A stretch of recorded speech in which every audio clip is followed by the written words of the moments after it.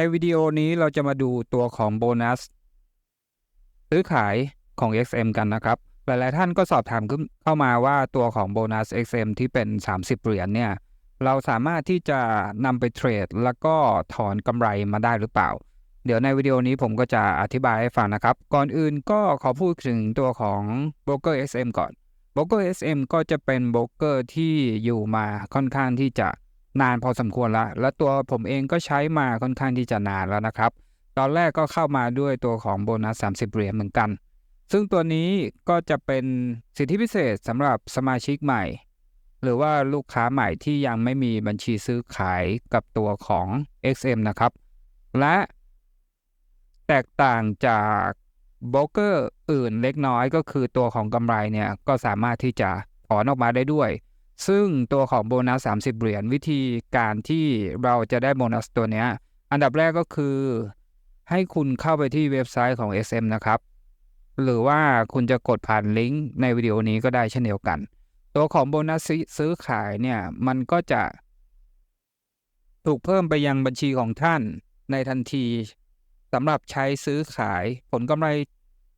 ที่เกิดขึ้นจากโบนัสทั้งหมดสามารถถูกถอนออกมาได้ตลอดเวลาอย่างไรก็ตามเมื่อถอนเงินเกิดขึ้นเงินโบนัสซื้อขายของท่านจะถูกหักออกไปจากบัญชีในสัดส่วนที่เท่ากันหมายความว่าอย่างไรเขาก็จะมีตารางอธิบายอยู่ด้านล่างแบบนี้แล้วนะครับ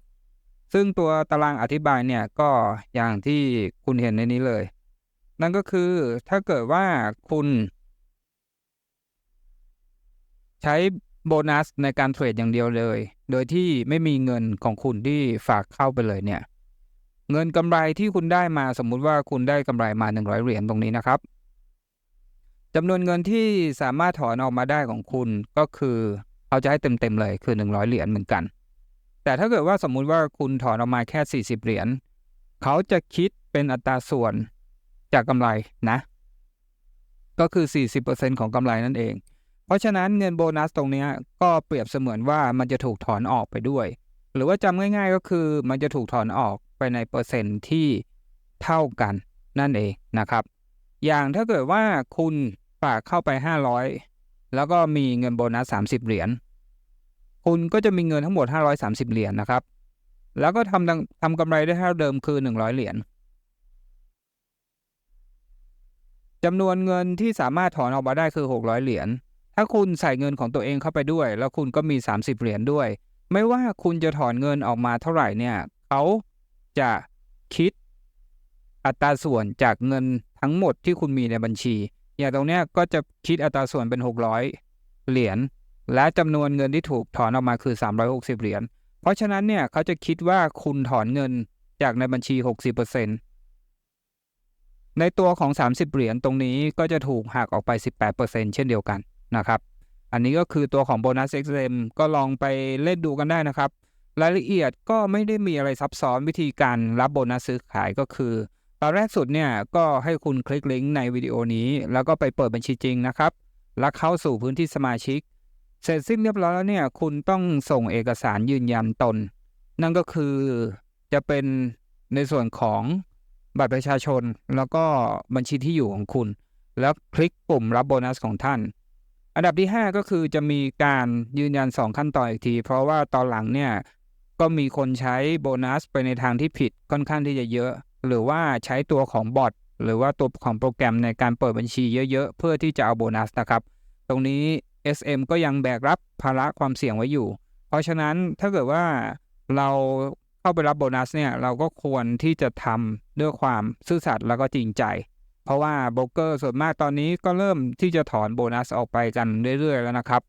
ด้วยการระบาดของการโกงนั่นเอง